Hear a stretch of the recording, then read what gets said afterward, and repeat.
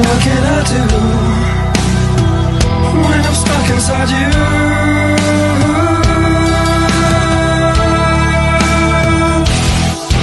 This cell of ice and fire, what blood red death, lost in desire, smell of life. What's up? What's up? What's up? Live and in living color, if you will.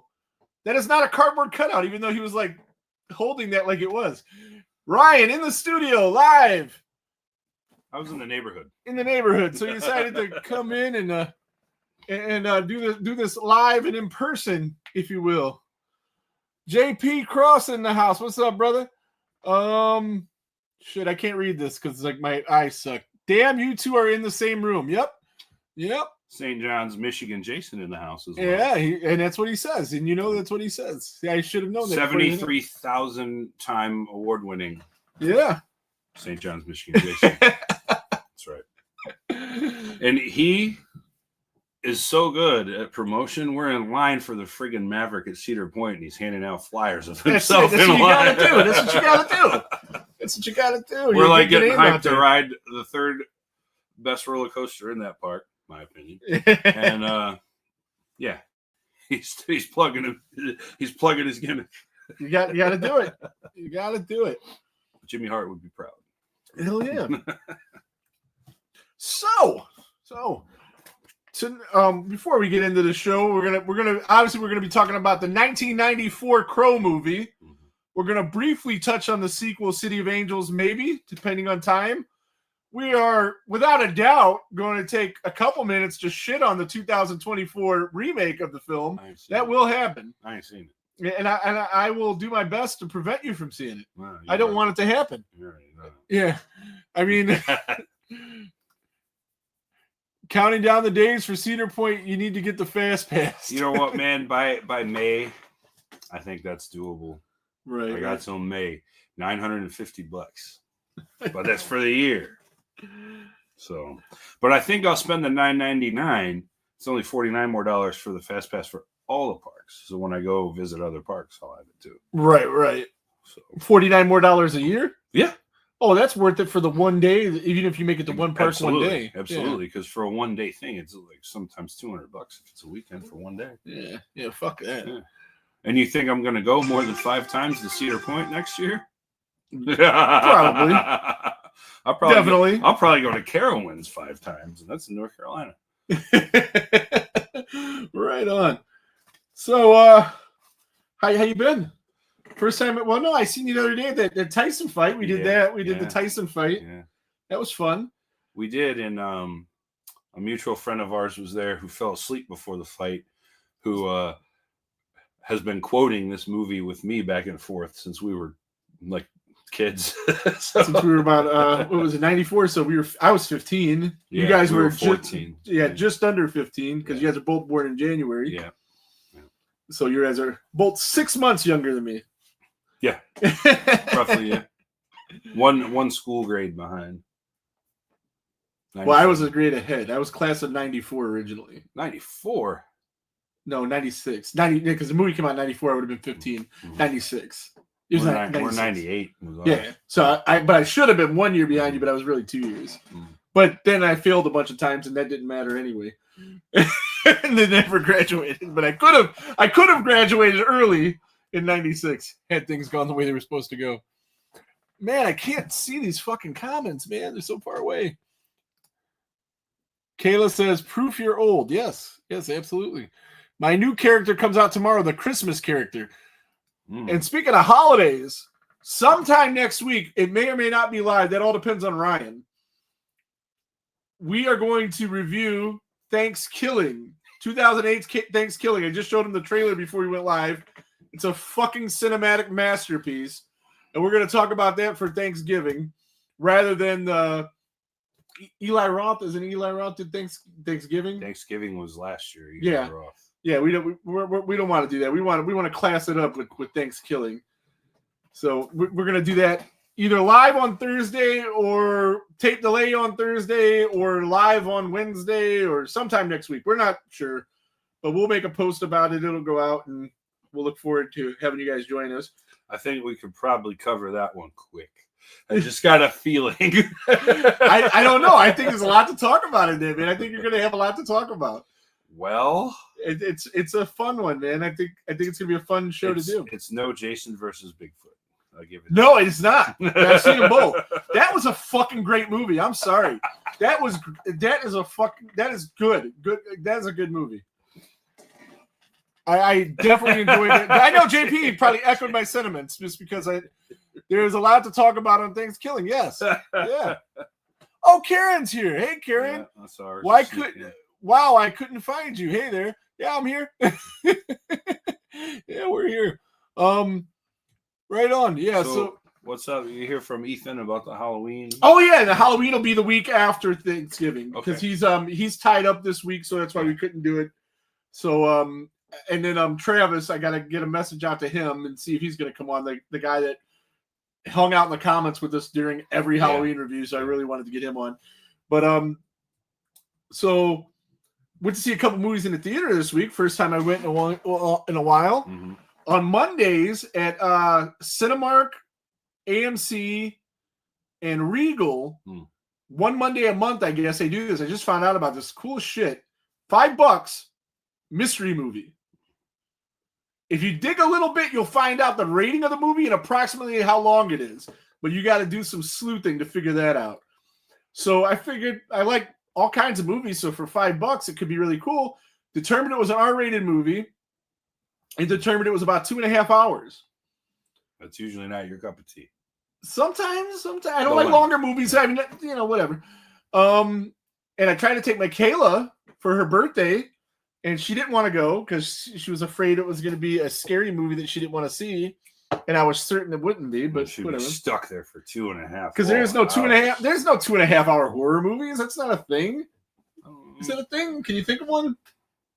I don't know. Did Judd Apatow make any horror movies? But it ended up being Gladiator. Oh, Gladiator 2. Gladiator 2. Oh, the new one. Yeah. Oh, with Denzel. With Denzel, who's my second favorite actor of all time. Sometimes first. He's great. Him and Leonardo DiCaprio, 1 and 2. He's great too. Love them both. Even though Denzel kind of plays the same guy in every movie, I still love him. He's so good at that guy. He's gone full Samuel L. Jackson. What? I found some 2.5 hour long horror movies. The Conjuring was 2.5 hours? Yeah. That's wow. Yeah. But anywho. Yeah, their first one, yeah. So I seen that and it was good. It was nowhere near as good as the first one, but I didn't expect it to be. So I was okay with that. Action all over the place, great special effects. It was really, really cool. I had a feeling it was going to be some artsy movie that you would like. And that's what was scaring me just a little bit because there was a couple I noticed that was like 2.5 hours and they were like, it's like, I probably don't want to see this. At least it wasn't the Joker sequel you had to sit through. I don't know. I'm not ruling that out. I might like that. I don't know. You're going to hate it. You seen it? You will hate it. You seen it? You will hate it. Okay. You will hate it. I like musicals. I've seen. No, I don't like musicals, but I have seen musicals I like. You won't like it. All right. Okay. Well, I'm not going to watch it on purpose, but in a situation like that. But I guess these movies are always new movies that are not out in the theater yet. So you get that going for you. Because Gladiator don't come out until tomorrow. Friday. It's just some tonight, but if it was rated PG, I would have assumed it was Wicked, which I'd have been okay with too, because I want to see that. But I was actually hoping it was Wicked because Michaela wanted to see Wicked, and since she played me and didn't come, I was hoping it was a movie she wanted to see, so I could say you suck. But yeah, so that's what I did on Monday, and then I went to see Heretic. Heretic? How do you pronounce it? Either way. It's a tomato deal? Pretty much. Okay. That was good. Oh yeah, I still got that was a really, really good movie. And I know you're gonna like that movie. It's an A24 movie. It's what's the actor? The lead actor. They got caught with the hooker. Not Eddie Murphy, because he another hooker. Hugh Grant? Yeah, that's the one. It's the guy with the hooker, But he should win awards for this. It was fantastic. It was a really, really cool, a different idea. And anytime you get different, that's awesome. TJ Bowser, what's up, Rick? What's up, TJ? Heretic. That's the way Kieran says it. Kieran says heretic. I That's like the that. way I say it. Too. All right. That's the way I said it originally. I've too. heard people say it. Yeah, different ways. whatever. Like I said, tomato. Great movie, though. I suggest you see it. See, because on Monday, the Death Crew Society guys were reviewing it, but since I was at the Gladiator 2 thing, I couldn't watch Death Crew Society. So Tuesday, they have the $6 movie, and I went and seen it during lunch at $6 movie, and I liked it. I definitely want to catch that one. It's really good. I think you'll dig it. How many more decent horror movies are going to sneak in these last 6 weeks of the year, man? Well, there's one that I'm really looking forward to. Which one? Oh man, I had Nosferatu. Nosferatu. It's been a stacked year, man. Yeah, I think it has. Other people are like, it's a down year for No, horror. it's Get not. the fuck out of here. No, it's not. I've seen 3 of the best horror movies I've ever seen in my life, at least for sure this year. There's like 5 or 6 just Bangers. And then you got everything. Like you got your upper higher scale, what do you call, elevated horror, Mhm. and then you had your like ghost stories, and you had like every subgenre. You had the alien, whatever you would call that, what Yeah. science fiction. Yeah. Sci horror. You had religious horror. Mhm. And good entries into all of these. You had slashers, Yep. and well, some not so good entries too. But Yeah. then some that really took chances and maybe didn't pay off. But I'm glad they took them. See, It's gonna be a great show. Our year-end show. It's Yeah. gonna be awesome. we're gonna do an award show. We'll take some votes too, but we'll both come up with our top whatever 5. That's the gimmick. Yeah. Like films of the year for sure. But we'll have like categories like best lead actor, best lead actress, supporting, direction, cinematography, music, Yeah. We're big on music, so we got to have music in there. direction, and film, of course. Mm-hmm. Film of the year. Although I'm pretty sure we're both gonna have the same best picture. I think so too. I think so too. I think. I think a lot of people are still fucking sleeping on it. Yeah, you got to see it. Yeah. You gotta But see no it. spoilers. Yeah, we can't talk about it. If you Everybody I watch- tell about yeah, the movie, yeah. I tell them, Don't don't look, look up anything. anything. Just Just go dry watch the movie. Yeah. Strange Darling, Yeah. and it is amazing. It's gonna be number 1. Spoiler alert. There's just no way. There's no. I mean, we haven't seen Nosferatu yet. No. Could shock us. No. Could shock us. I don't think so though. I haven't seen Heretic yet. That's a good one. It's top 5 for me, but it's not number 1. It's gonna be interesting to see where we have these ranked because there are movies that were pretty fucking good that came out this year, but I don't even know if they'll crack the top 5. There's still a lot I haven't seen. I've seen most. Like I haven't seen Cuckoo. Okay. I heard that was pretty good.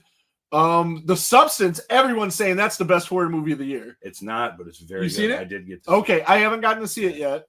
It's very good. Yeah. It's different. Yeah, no, it's and I not- like different. yeah. I like different. It's I've what- seen a lot of different this year. It is long. Yeah, I'll I've give seen you that. I seen that. So I'm gonna definitely check that out.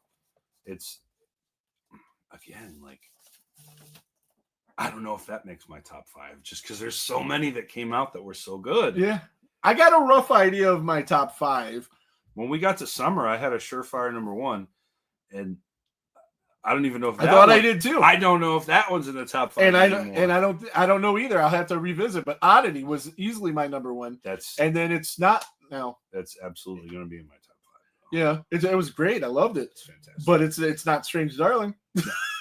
It's just it was one of the best films I ever seen. that I really liked it. Oddity can flirt with number 2. Yeah. I'd have to think about it. I got to. So that's what we're playing for with Best Pictures number Yeah. 2, just because we're I don't think we're gonna get anything else, I don't think so. Either. and we still need to watch Beazle. I haven't Yes, seen that. yeah, JP. That's a movie he brought up on his show on the Cine Nerds tonight. That they're going to be doing a Thanksgiving thing. They got not Black Christmas, Black Friday. Mhm. Black Friday with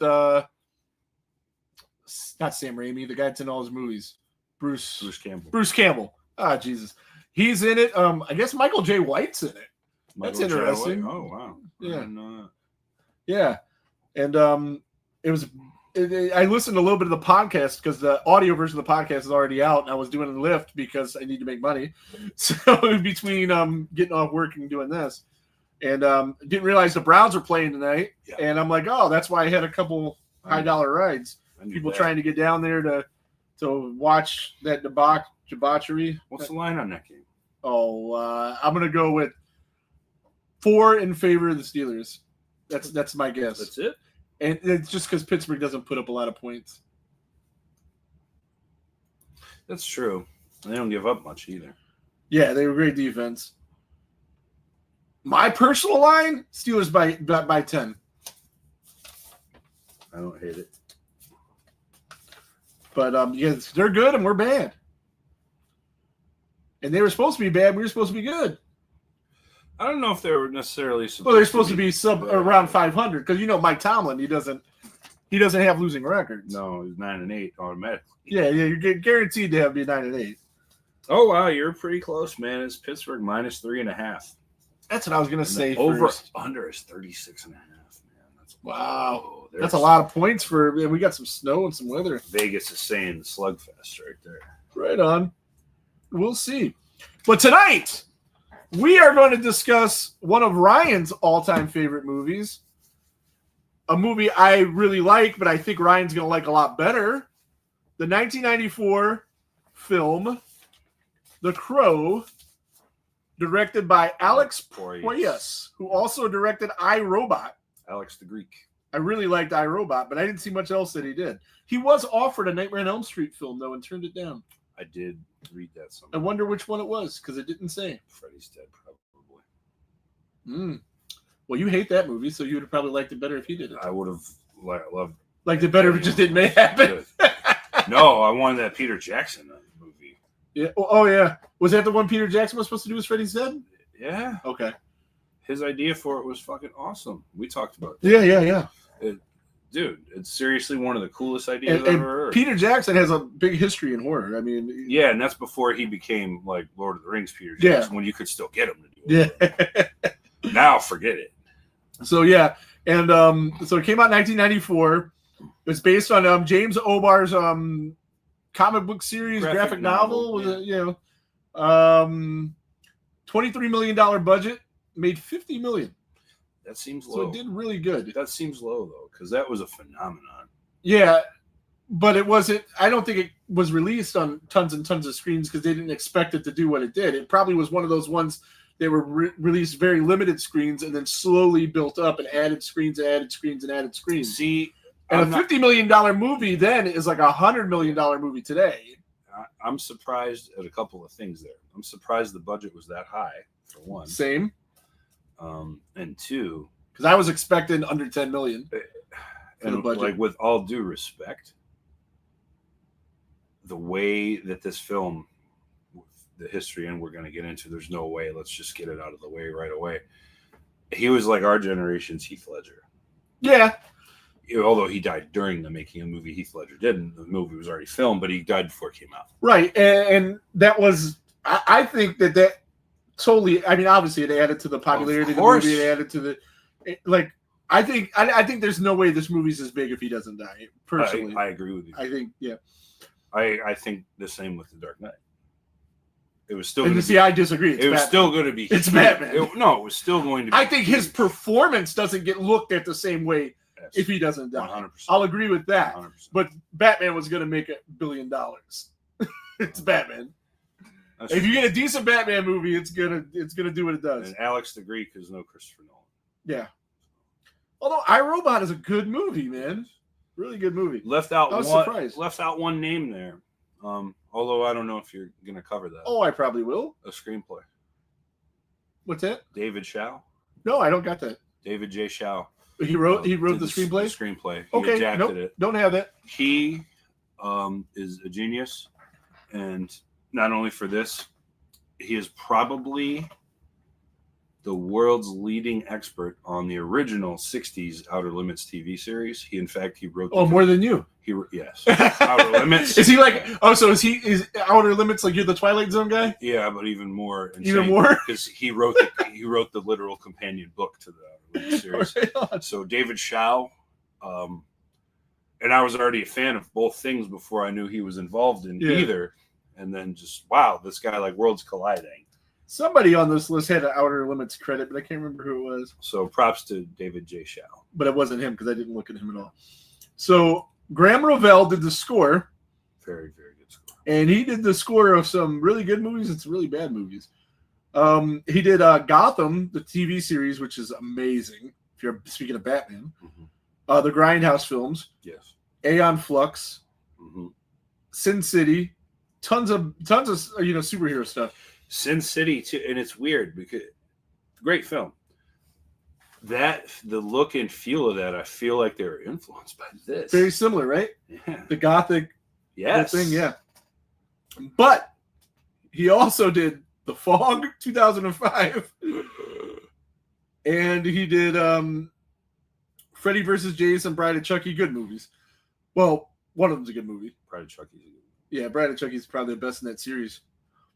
Charles, this was supposed to go straight to video. I didn't know that. Right on. Yeah, he recently did a huge episode on The Dive about The Crow. So he really dove into it. Dived into it? How do you say it? He did that. It's though. dove, but dived is better because it's The you know, dive. show. Yeah. And I can't read this because it's too far away. Man, is that a long time ago? Yes, it is. 30 years ago. Yep, now. 30 years. 94. It's crazy. Like my eyes are just going so bad. Like, the comments are like 3 feet away from me, and I can't see them. But so where was I at? Oh, the score. The score. Yeah. He did The Craft, which is another Gothic type movie. City of Angels. You know, so go through the cast real quick. I didn't write down a ton of the names here Bang. because I got like sidetracked. But I'll pull it up on IMDb and we'll go over them. What? You'll go to them. But What an ensemble. yeah, really, really good cast. You got Brandon Lee playing Eric Draven, who passed away while filming the movie March 31st, 93. And he only had like 2 credits that really stuck out to me. Rapid Fire. Rapid Fire, which was a decent Action movie. 80s, 90s action movie. And he was in Kung Fu the movie. Yeah. And the significance of that, though, you know that Kung Fu the series was written for his dad, right? And they gave it to And they Carradine fucked him and- out of it and yeah, gave it to the white guy. Gave it to Carradine. They gave it to the white dude. It's So- a good show. It's a great show, but it was developed by him and a Hollywood producer that has a name that I don't know.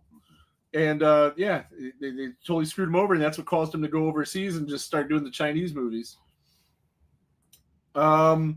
Rochelle Davis, Sarah, born in 1980. She was our age in this. Isn't that crazy? Sad story about her. Really? All Yeah. right. See, I knew Ryan would have my back on these notes. She became so close to Brandon Lee Mhm. shooting this thing that she was just absolutely devastated more than anyone else because she's a kid, Mhm. you know, and he's a role model to her, Right. you know. And this was a big movie. It turned out to be the girl We're probably gonna would see that have, one. you know, got a bunch of roles. At Yeah. least something. You Yeah. notice she didn't act again. and She that's did something later. way later, Later. and it wasn't nothing big. Yes, no, she absolutely could have made a career out of acting just by being, you know, a bigger name in this movie. She decided not to pursue acting because she was so devastated by his death. Showdown in Tokyo.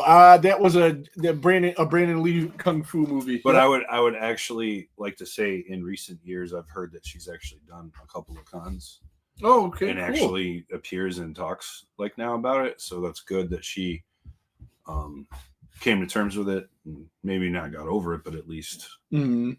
moved on. And yeah, but I heard it was like just the worst. Yeah, James O'Barr had a real tough time too because him and Brandon Lee got really close during the making of the movie as well. Yeah. Oh, Um, yeah, I heard that. That's why he couldn't write the sequel. He just couldn't do it Mhm. because he became really tight with him too. Probably the biggest name in the movie, Ernie Hudson, Oh, great. Perfect. Sergeant Albright. Perfect. He was fun fact about him in Ghostbusters. He played Winston, right? Yeah. You know who he beat out for that? Eddie Murphy. Eddie Murphy. I knew that. And he tried out to reprise his role of Winston in the cartoon. Mhm. And you know who beat him out for that? Arsenio Hall. Really? Yeah. I don't remember. So the Arsenio Eddie thing, you know, because they had a thing, Yeah. you know. Harlem back in the Nights. time. Yeah, Harlem Nights, Coming to America, Yeah. all kinds of shit. I think of Harlem Nights first because it was first. Yeah. People hate that movie, but I think it's okay. Oh, Harlem Nights? Yeah. It's not Coming to America, but it's really good. I mean, the icons that's in that movie. I mean, good stuff. Michael Wincott, Oh, top dollar. top dollar. What a voice on him. Yeah, and I recognized him, of course, from Prince of Thieves. Mm-hmm. And he was in a movie that I haven't seen, that I want to see, that you probably have seen, and you're going to tell me right now if I should see it. It's a movie about Alfred Hitchcock called Hitchcock. Yeah. Is it good? It's good. All right. Yeah, I'm going to check that out. It's not He played great. Ed Gein in it. Yeah, it's And not, I guess it's based around the making of Psycho, Mhm. which is Michaela's favorite horror movie. So we will good taste. definitely get into that. Bei Ling, Yeah, Micah. who's Micah. Funny story about her while they were making this movie. Yeah, I You know about this? Yeah, I know this. Okay, so she doesn't even she doesn't believe that Brandon Lee is half Chinese, Mhm. and because he doesn't really look it. No, he looked You very know? white. He looks very American, and he goes, "Well, my dad is Bruce Lee. You know that, right?" Yeah. And she had no idea who Bruce Lee was No, she knows his shoot name. because she knew his Chinese name, Yeah. which is, do you know what it is? Jun something. It's June something. I Yeah. can't remember what it is. And she just kind of was like, yeah, man, Bruce Lee, yeah. Yeah. And then she was talking to somebody else, another Asian that was on the set, and she's like, "Oh yeah, his dad is." And Yeah. she said the Chinese name, and then she was felt so embarrassed. Yes. Yeah. Oh my god, because in China, I mean, Yeah. he's a god. Yeah. She's She's got a big rep in Hollywood. Bei Ling. yeah. She's wild. Charles says James O'Barr wrote a treatment for The Crow as a means to cope with the death of his fiance. Yeah, who died in a car wreck. Also, there's a story that he of a couple that were killed over a $20 engagement ring that influenced the story as well. But yeah, that's what he wrote The Crow for. Absolutely. And now here's where I have to bring up the IMDb because I got sidetracked at work and didn't finish writing my notes for the cast. Well, we can throw Tony Todd as Grange. Oh, of course, you got Tony Todd, and we went over him last week in full detail. And it's not the most important character in the movie, but it is important, though. I'll get to that later. I have notes on that about a certain thing. But yeah, he was perfect for that too. Like, just this whole ensemble. Yeah, It's everybody really good. did the job for sure. You had David Patrick Kelly of Warriors. Warriors. Come out to play. Right. With the beer bottles on his Absolutely. Angel David was Skank. I don't know him from anything. fingers. Great character, though. Lawrence Mason is Tintin. Tintin. Again, I don't know him for anything, but he was really good in this. Murder. I'll tell you all about Murder. It's fun. It's easy, and you're going to learn all about Yep. it. Tony Todd, John Polito is Gideon. Classic character actor, and any Coen Brother fans out there, you're very familiar with him. So because Mhm. they've used him.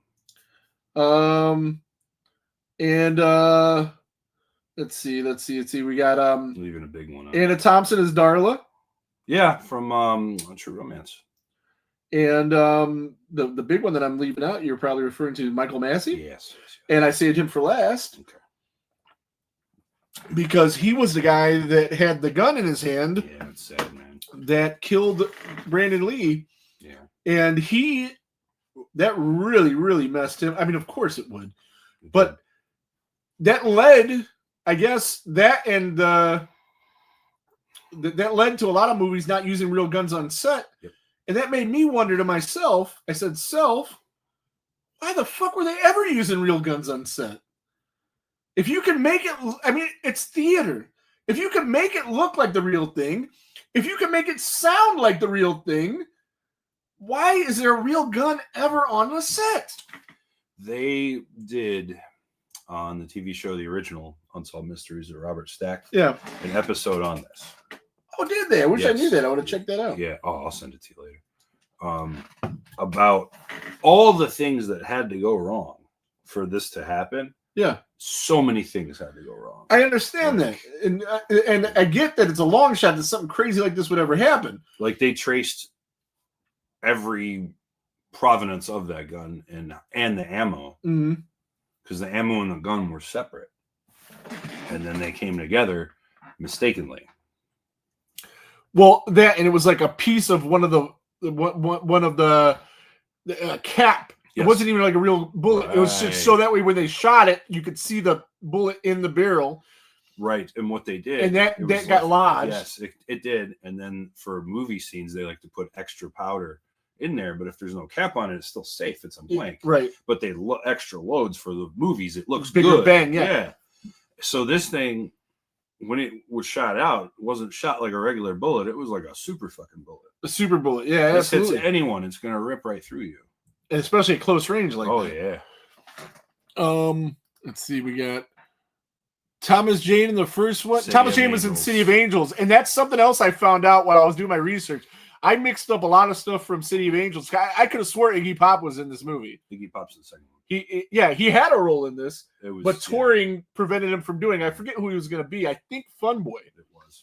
Okay. Charles Sherrod is the actual Crowbird was taken from the Egyptian legend of a cat that guards souls in the underworld. James mentioned that briefly. Nice. And Karen says that's really interesting. Yeah.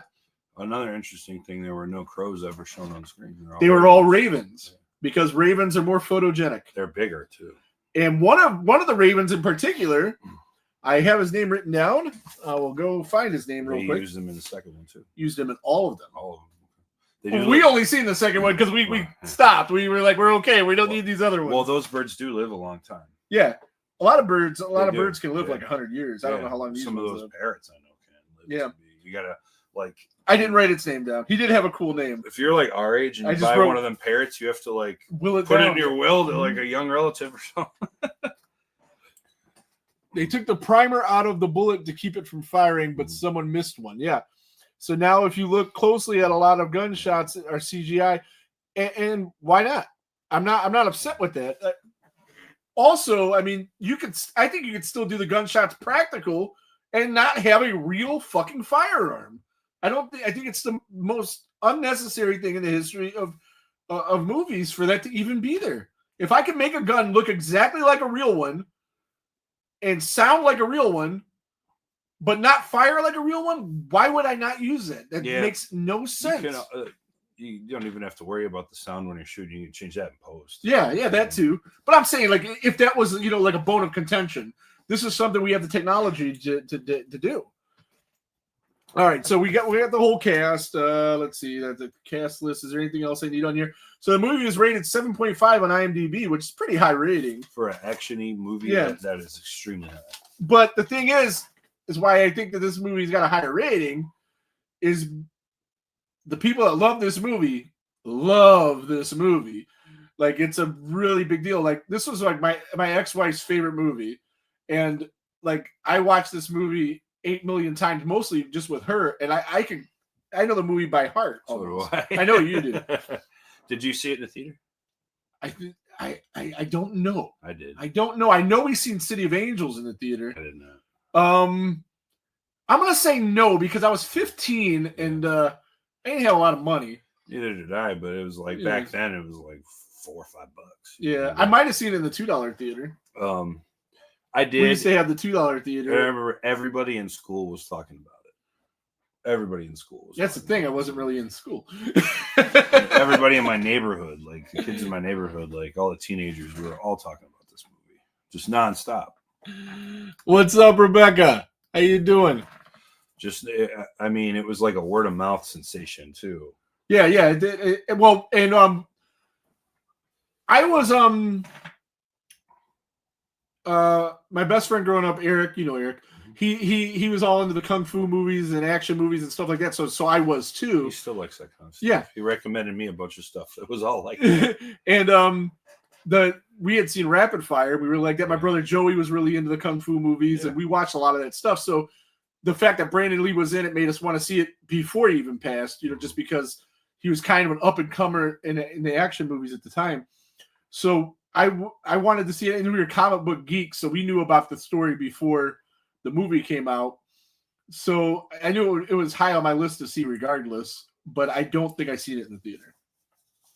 I did, but it didn't become like to me what it was until later. Mm-hmm. In '96, 2 years later, I got my first apartment. I moved out Mm-hmm. and I had a roommate. I was working in a pizza I shop. got my first apartment in '96 too. I Yeah. think. No, I was 90, Nobody. Yeah. 94. I got my first apartment. I was 15. So I moved out and I was working. So I was really poor then. Yeah, now that I think about it, 'cause I was living by myself. I was working in a pizza shop, and one of my coworkers, his roommate, like he was from Chicago, and he just fucking left and went back. He's like, "I got a spare room if you want to rent it." I'm like, "Sure," Mhm. and I did. We had a VHS player, and the dude had a bunch of movies, and he left them behind. And a bunch back then, maybe 30. That's a lot Yeah. of VHS. Oh tapes yeah, in that takes some 96. space, Yeah, buddy. yeah. But one of them was The Crow, and man, we'd watch that fucking thing every week, man. Oh yeah, so Like, many times. That was one of my favorites out of there. Like a lot of the movies, like from that stash, became like favorite movies to me, like for life. Like Full Metal Jacket was in that stack, Love it. and I love that movie already. But it just I grew to quote. That's another one you could quote all the way through. You know. So we're gonna get into some interesting facts about the film that we've already talked about some, but that I found while doing my research. James O'Barr, Mhm. he only used the movie made a ton of money, and he made a ton of money, but he bought his mom a car and bought himself a sound system and donated the rest of his I profits heard that. because he didn't really want any part of it Yeah. because of what happened to Brandon. And he never talked about it either until a couple years later. Somebody found out about it. But his line was the same thing I always think. It's not charity if you take credit for it. That's true. Because you always see people on Facebook talk about how guy on the corner was begging for money, so I gave him $25 and bought him lunch or whatever. Mhm. It doesn't count if you're bragging about it and telling people about it. That's not what humility is. That's not what being humble is. So nevertheless, so I thought that was pretty cool. And John Polito, who was Gideon, he foreshadowed Brandon Lee's death before it happened. Yeah, I heard that too. He said that he would die making this movie. Or he felt like he would die making this movie like Vic Morrow in the Twilight Zone movie, which that's pretty eerie. Iggy Pop was the inspiration for Eric Draven's build in the comic book. And if you know who Iggy Pop is, you can look at him without a shirt and just see that. Stooges. What do you call that? What do you call that? Heroin chic. Yeah. That body tape. Yeah. He was also originally cast as Funboy, and we already talked about that. And if he would have took the role, Michael Massey doesn't shoot. Yeah, I mean, who knows? Butterfly effect, man. All those different things happen. Let's see what we got here. Got a good one for y'all. The reboot didn't remake the story of Eric Draven and just followed a new chosen one. Would it have been better? I'm going to say no, because the problem with the new one wasn't that it was the Eric Draven story, which I did want them to do a different story. I absolutely did. But the movie didn't suck because it was the Eric Draven story. It was because of how far they went away from the Eric Draven story. Like hour and a half into the movie before they even die. The whole vengeance thing isn't really happening. And the main characters are drug addicts. It was a different story. And it was fucked up. Worst movie ever. Absolute worst movie ever. It's worse than The Fog. Worse than The Fog. Yes, it is.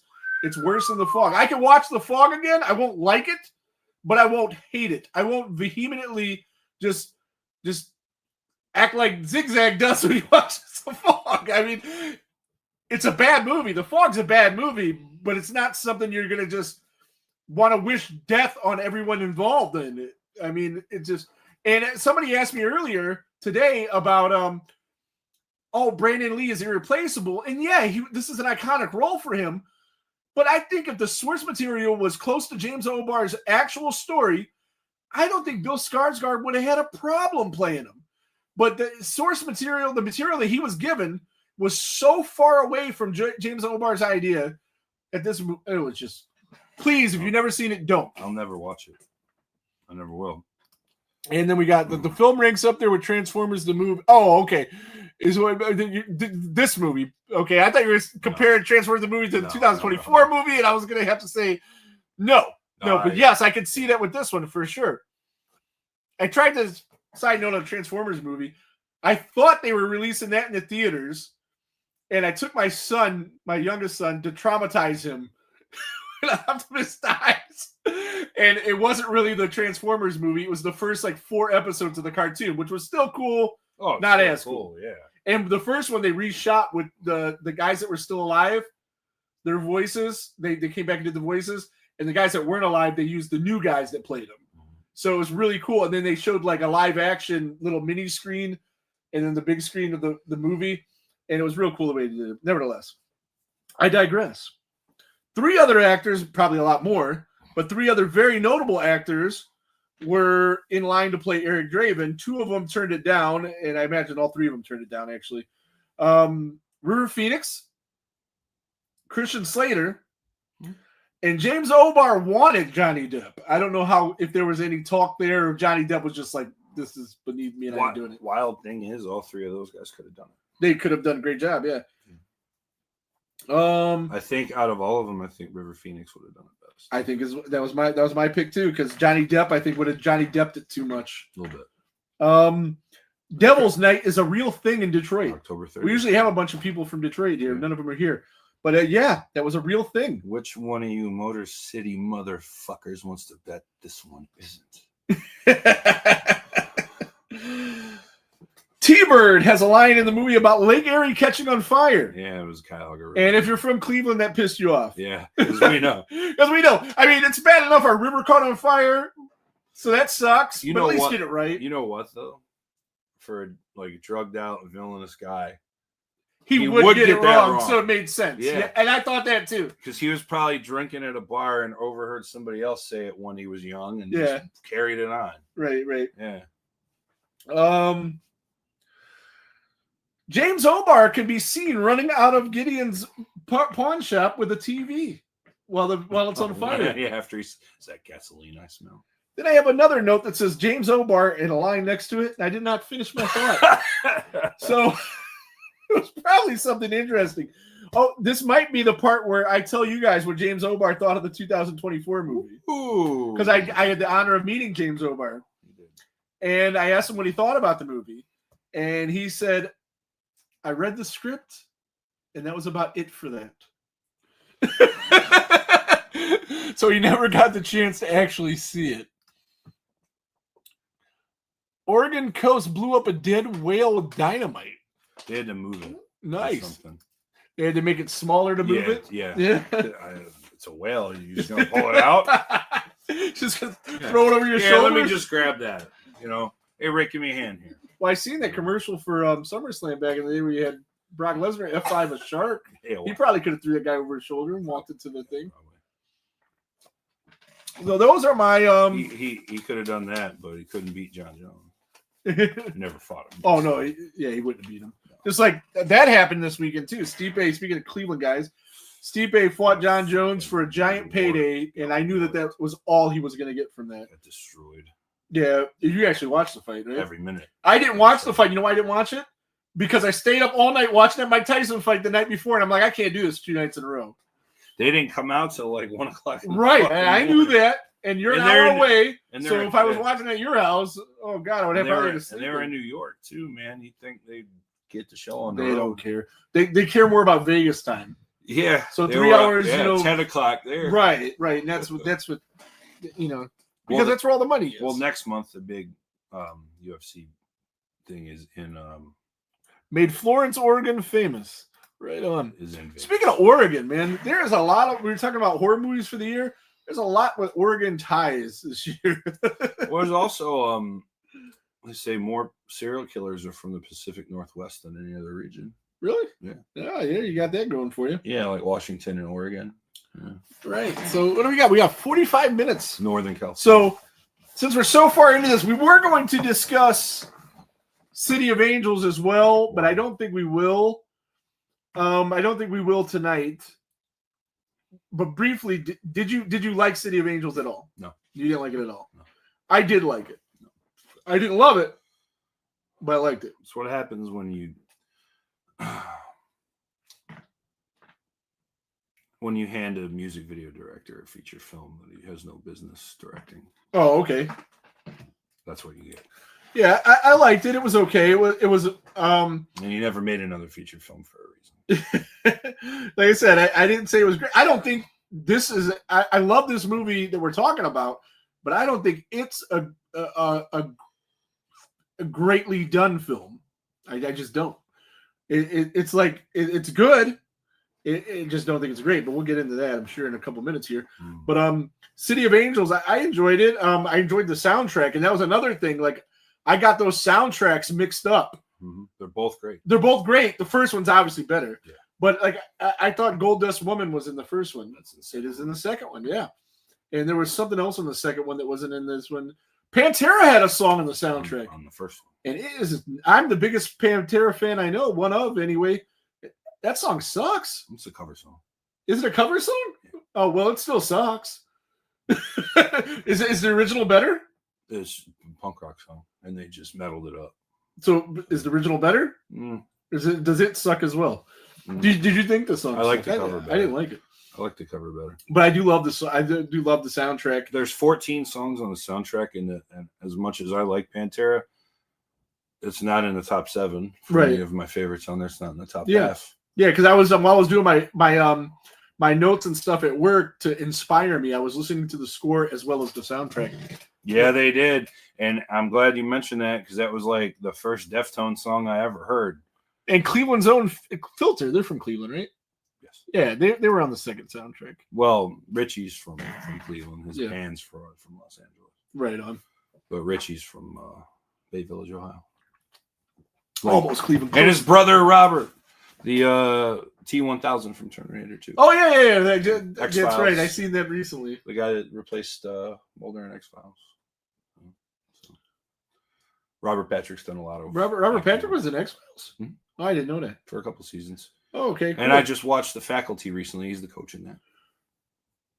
And he's Peacemaker's dad in Peacemaker. Yeah.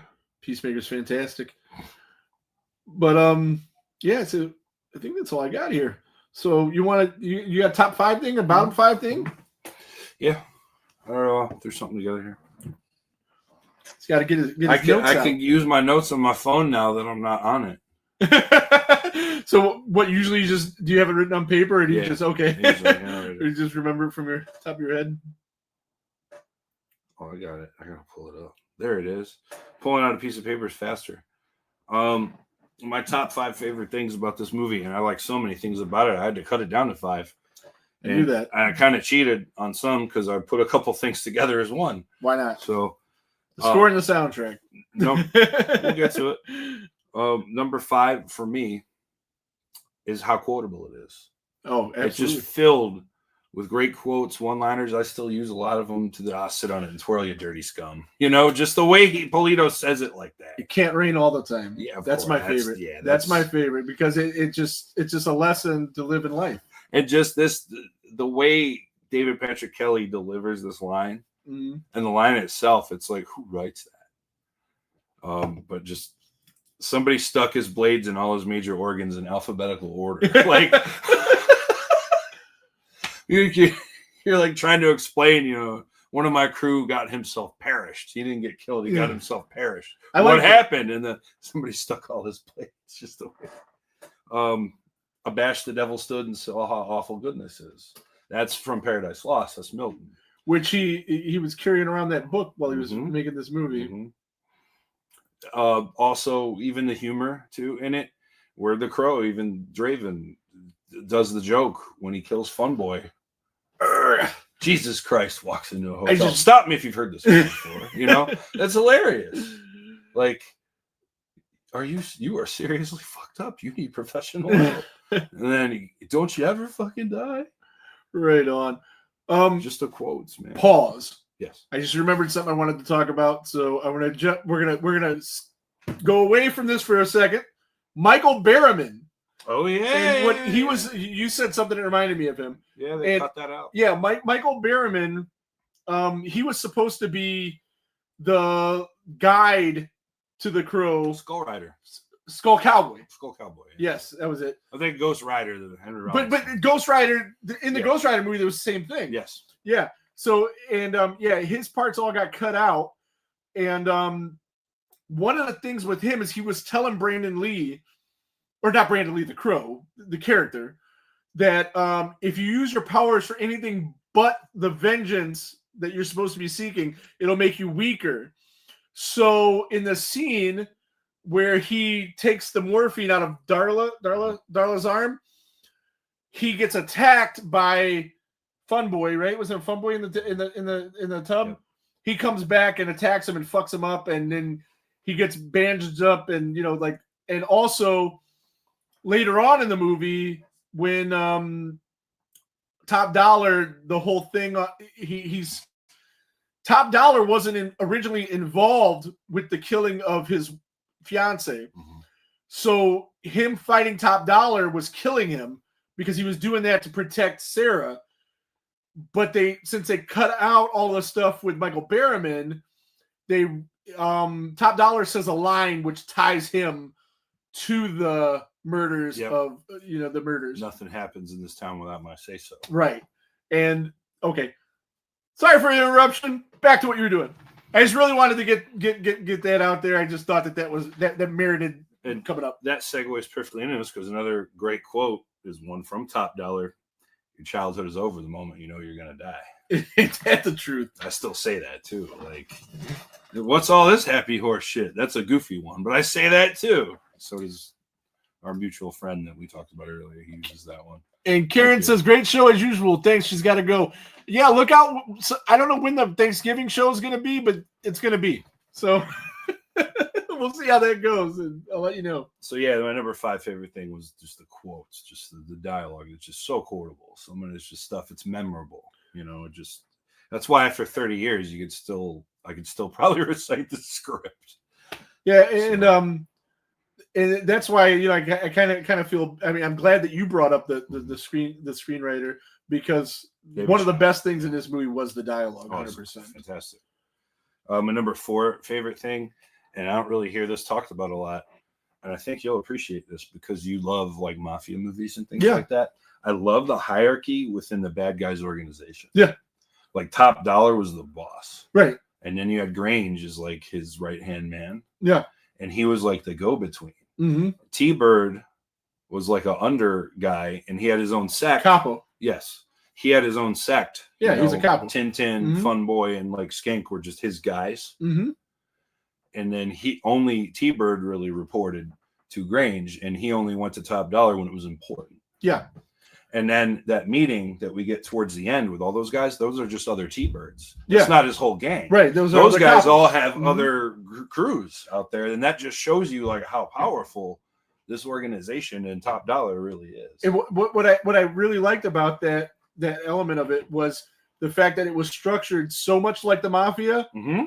but it was also different where it didn't seem like a mafia ripoff. You know what I mean? It just it was really cool the way they did that, and it made sense. It made perfect sense. When I was a teenager, because that's the way it would be. When I was a teenager and I originally saw it, I didn't pick up on that. Yeah. But now, oh my God, totally. It makes it seem structured, even though that they're chaotic. Yeah. But you've seen like in Scarface where the boss is just chaotic himself. You know, I mean, so you can be in a position of power and still be a fucking maniac, which Top Dollar clearly was. Just throwing eyeballs at people and shit. But yeah, I really appreciate that part of it. And the eyeball scene that reminded me of in Hoodlum, where he he throws the testicles in front of the queen. Mafia movie. So yeah, I love that part of it.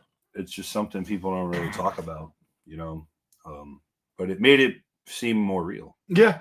That it wasn't just a bunch of guys. I love the Warriors, but that just seemed kind of thrown. Yeah, I like how a lot of this stuff seemed real, but it also seemed that they had the gothic fantasy Batman element too. And both of those movies involved David Patrick Kelly. So my number 3 favorite thing, and I'm kind of cheating here, but I'm going to do it anyway. It's the entire ensemble. I can't single out anyone really. I think everybody was pretty much perfectly cast from Albrecht to Draven himself, although other people could have done that role, and it sounds blasphemous to say that, but he was great. Yeah.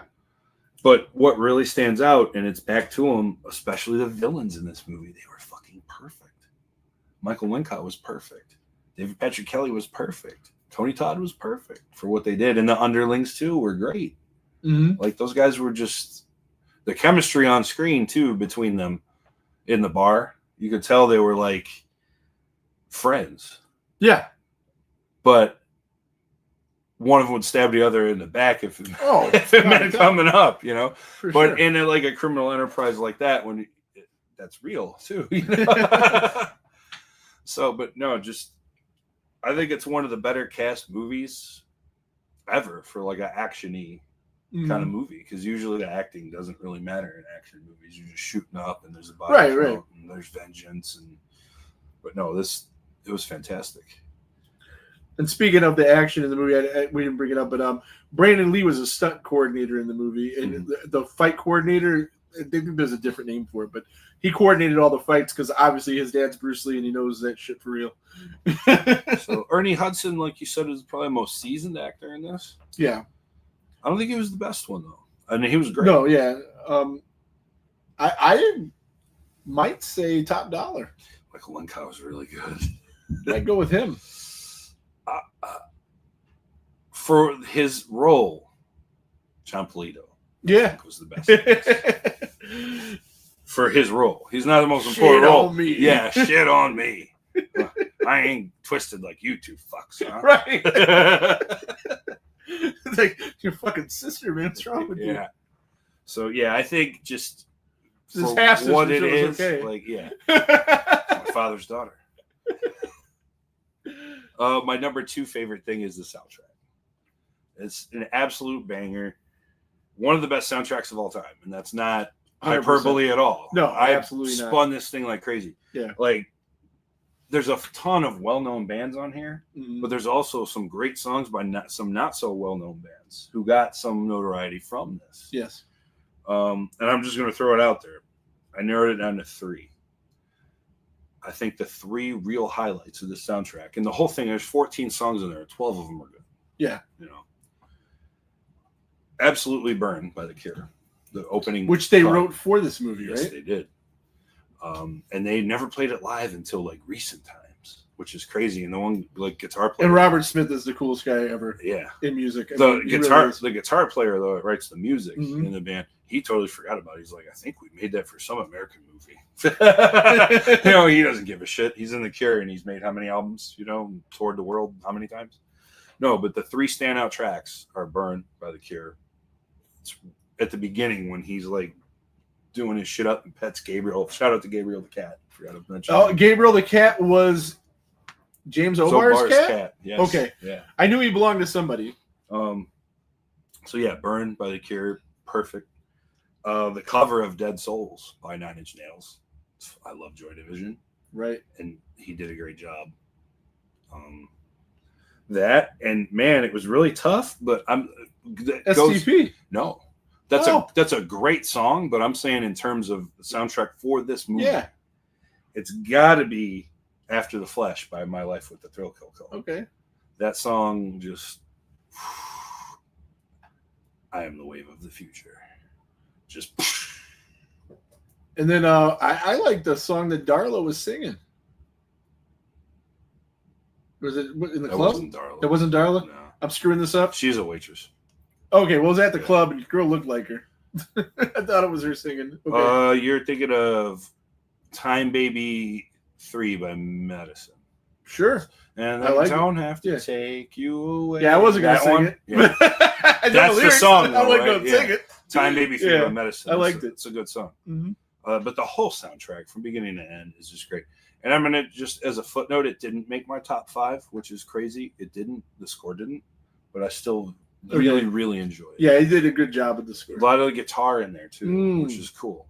That little solo. Because went he up. is a musician, like he was a mechanic in the graphic novel, and they went to that in the sequel. They made him that in the sequel. That's, Right. That's what he is. But in the movie, Well, that's not what he is. That's a different character in Yeah. the sequel. Well, in the original though, he was, Yeah, in the original Eric Draven wasn't Eric Draven. He was just Eric. He Right. didn't have a last name, and he was, and he was a mechanic. But obviously, it was a much better choice to make him a musician. Yes, it was. That scene of him Fit playing so the much guitar better. too was so fucking cool. It explains like the little girl hanging out with the guy playing guitar, nowhere near as creepy as her being like with the mechanic guy. You know, it totally works better. Yeah, it does. And my number one favorite thing about this movie, and it pretty much always has been, is the cinematography. Yeah. The look of this film is perfect. Mhm. Alex the Greek wanted to shoot it in black and There white. you go. You're The gonna studio wanted vibrant colors. This was the compromise, and Yeah. it's better than both. right. It worked. I was just about to say the exact same thing you just said. Especially for a city like Detroit, and shout out to Detroit, because the setting of that was perfect also for the story, because it's bleak. It's Gotham. It's depressing. Yeah. It's grimy. And the way that they shot this with those old buildings too, Mhm. especially, man, his old apartment when he goes up, oh my God, man.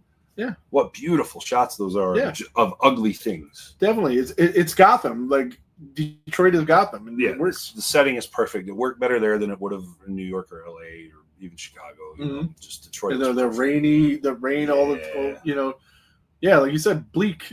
just the way they shot, the color palette of this film, it gets you in the mood Mhm. for this kind of story. It makes you feel a certain way, and like it makes you feel like they were in a no-win situation Right. when they were killed, because they found happiness in all this bleakness, and then they had it taken away from them, Right. and it makes the comeuppance even more boom. I wish I would ask you to do your bottom 5 things first, because now we're gonna. Oh, you ready? Yeah. I have none. Oh, okay. There you go. Then it works out. I love it. There's nothing wrong with this movie, do you? No. All right. No.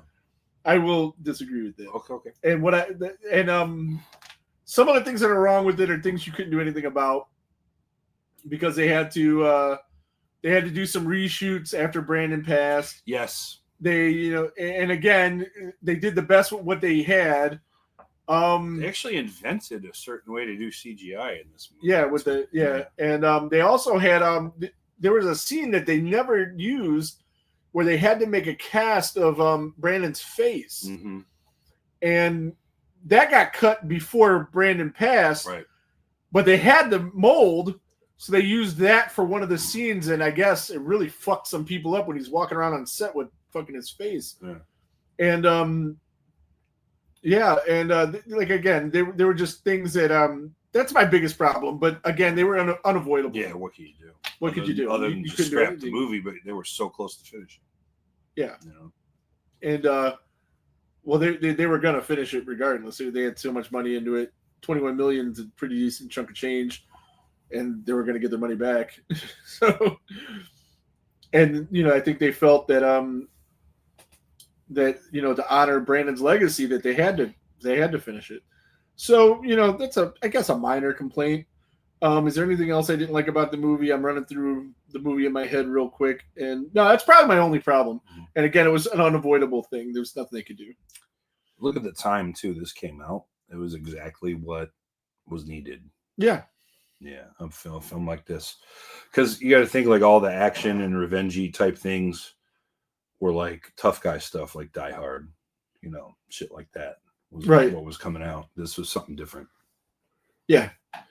And it was like, And don't get me wrong, I love Die Hard, yeah. but As a kid growing up in the 90s and getting into like the grunge scene and all the music like this, and it fit where we were in that time, being 15 and 16 years old. yeah, and I loved goth girls growing up, man. And I they were still do. they were obsessed with this Christ. shit. Yeah, so that didn't hurt, right? No, gave me something to talk about with them. Yeah, I did the whole goth black lipstick, black eyeliner, black never nail did. polish deal, I just black hair. That was the biggest regret I did of my the black fucking hair. life. I did the black hair. Oh my god, it killed my hair. I did black hair again last year. You remember that?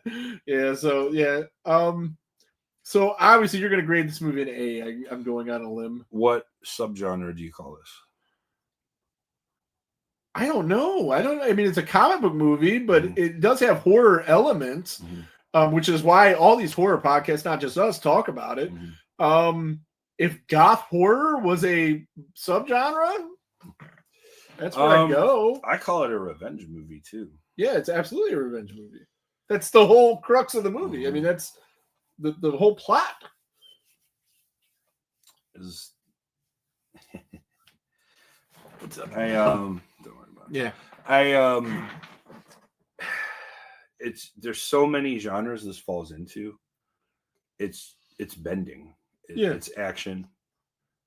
It's revenge. It's Romance. even a dark. There's a love story there. Dark comedy, even. And some, yeah, absolutely. Just like so much going on here. It doesn't really fit under any one category. Like if I just it's just everything. If I just took the easy way out and called it action, it's an A. It's not an A plus, but it's an A because there is an action movie I like more than this. But if we go into Revenge Man, it might be the A plus or revenge movies. It might be because I like it better than all the Charles Bronson films. And I like those though. I grew up watching those. I do, but I like this better. So you probably like this better than that too, then. Yeah, I do. I do like this movie better than that. I really like the movie. I could watch it anytime. I've watched it a million times. I don't think it's an A movie. I think it could have been maybe an A movie. I think Death Sentence is way up there too for a revenge movie. That's up there. I'm gonna rate the movie. Going into this before we started talking, I was at a C plus. Wow. I'm gonna bump it up to a B minus because I talked myself out of the problems with the movie just being completely unavoidable. There was nothing they could do about it. If they didn't address those problems the way they did, the movie wouldn't have came out, or it would have had glaring holes in it, and they had to work with what they had. So I'm gonna go B minus. That's where I'm at. I'm at a B minus. I'll stick with a straight A. Mm-hmm. Just a flat. I knew you were gonna have a higher score than me. I just knew that going in. No matter what. But I do like it. I like it a lot. Score this film higher than most people. So. Well, that's the thing. To me, it seems like the fans of this film really, really. I mean, I'm a fan of this film, but there's those fans that just really, really, really like it.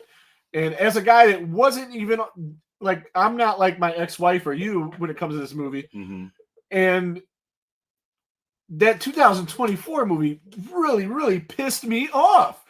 So I don't want you or her to ever see this. I even called her. I texted her. I haven't called her because I barely talked to her. And I said, never in your life watch this movie. Please, just don't do it. I don't want anybody to ever see this movie. It's that bad, man. It's that bad. And don't do like I did when Ziggy tried to warn me about The Fog. I had to watch it to see how bad it was, and he was right. It was that bad. So don't say, "Oh no, it can't be that bad." Rick's full of shit. There's no way it's that bad. Did you watch it out of spite? I watched it because I thought it was going to be good. No, The Fog I watched because I had to see if it was really that bad. But no, I thought it was going to be good because I liked the look of the Crow. I liked the way that with the way the makeup looked, which he had for 5 minutes of the movie. I watched the trailer. It looked like it was going to be good. Like it looked like it was like I knew the hardcore fans would never give it a chance because it wasn't Brandon Lee and it wasn't this iconic movie. But I'm not one of those guys, so I thought I could get to this movie and watch it. Me and Ricky watched it, and we both laughed like, "What the fuck is this?" And there was a guy in the movie theater that really liked the movie. And I'm like, again, I try to avoid confrontation, especially with people I don't know. When he comes up to me, he goes, "What did you think?" And I expected he had to feel the same way I did because, I mean, we watched the same thing. I'm like, it was dog shit, and I want my 2 hours back. And he was like, "Well, I didn't think it was that bad. I thought it was pretty good." I'm like, I just walked away from him. I'm like, I can't continue this conversation with you because you're obviously insane. It's that bad, dude. It's that bad. Oh my goodness. But nevertheless, we've been on here 1 hour and 10 minutes. We're gonna wrap this up. Do you have anything you want to add before we get the fuck out of here and you go watch football? Yeah, man. You were really gonna give this thing a C? C, yes, somewhere in the C's. A C is a decent score, man. It's a good movie. I've given a lot of C's, a lot of good movies C's. You graded like I've graded movies D's and I like the movie. you gave like Friday the 13th, like part 7, like a better grade than the C. This movie is better than that. I think you gave it a B minus, which I bumped this up to a B minus again. You talked me into it. I'm just saying. Yeah, I like the movie. I like the movie a lot. It's one of the movies I've seen more than any other movie in my life. Oh, hey, you have? This movie? Yeah. I've seen it so many times. So, Like, I mean, I don't even want to admit bro, like I guarantee, like we wore out the VHS, man, and we had the VHS too. And again, with it being my ex-wife's favorite movie of all time, we watched it so many times. And then, yeah, I've seen it a million times. I've seen it 5 times this year. Really? Yeah. I haven't seen it this year. Mm-hmm. I can watch it anytime. I can throw it on and just watch it. But I watch movies that I've seen a million times a lot. I comfort movies, I guess. This is one of them. It is. I don't think it's the greatest movie of all time like some people do. That's some people go overboard with it. But I do like it. I like it a lot. B minus. B minus. All right. Steelers 27, Browns 14. Yeah, that's what it's gonna be. Yeah. Maybe. I tried to bet on TJ Watt getting like 5 sacks or whatever, but it wouldn't let me. Check out Hayride to Hell with Kane and Bill Moseley on Tubi. I started to watch that. I kind of liked it. I did watch that other movie that Kane was in with Kane. They were going to the cons. Bill Moseley. It's a cool movie, and it could have been a great movie, but whoever wrote and directed the movie dropped the ball.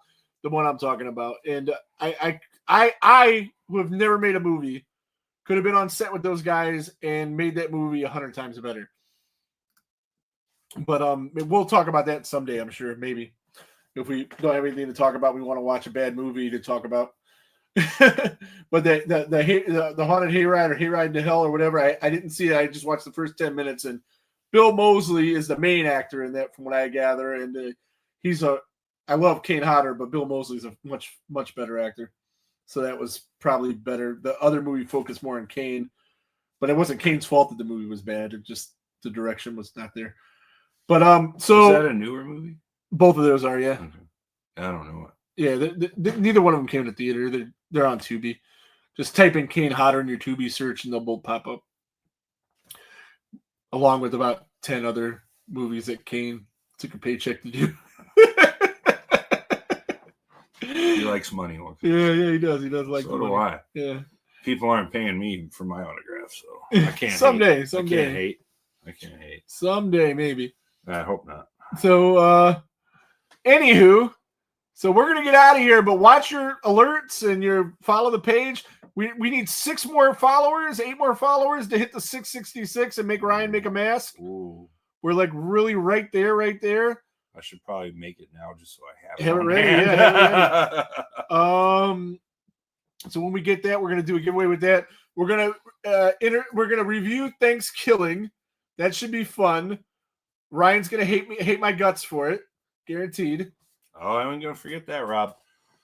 And then the week after, we're gonna have Ethan from the Bloody Essentials on the rank the Halloween films, and maybe Travis, the guy that was on all of our lives when we did it. We try to get him on because he seems like a pretty big Halloween fan, and his ranking's bonkers. So I think it'll be fun to include him. His like Mike Connor's Friday the 13th rank. Yeah. So I still haven't recovered. So we'll do that. We'll do that the week after next, and I don't know what else we got coming up. I'm out to a couple guests. Maybe they'll get back to me. We'll see.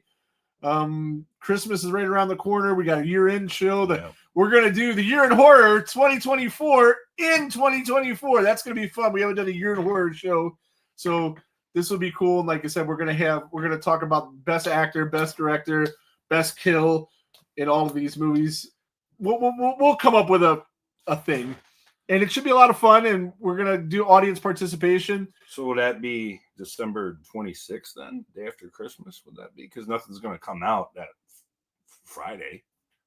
No, it's for out to. It comes out the Comes out Christmas. 27th. Comes out Christmas, and I'm gonna go watch it on Christmas. So if you're not doing anything on Christmas, maybe you can go watch that movie with me. Yeah, I'd probably be able to. We'll figure it out, and then that way we can include it or not include it. Hopefully, include it, but we'll see. We shall see. But on that note, we got to get the hell out of here. So thanks everybody for watching, commenting. Appreciate everything that you guys do, all the support, and we'll talk to you sometime next week. If we're not live on Thanksgiving, I'll be live in the comments because we might do a pre-recorded show. But if not, happy Thanksgiving. And anything else? Just for this week, I'm not going to say the thing, but I'll say can't rain all the time.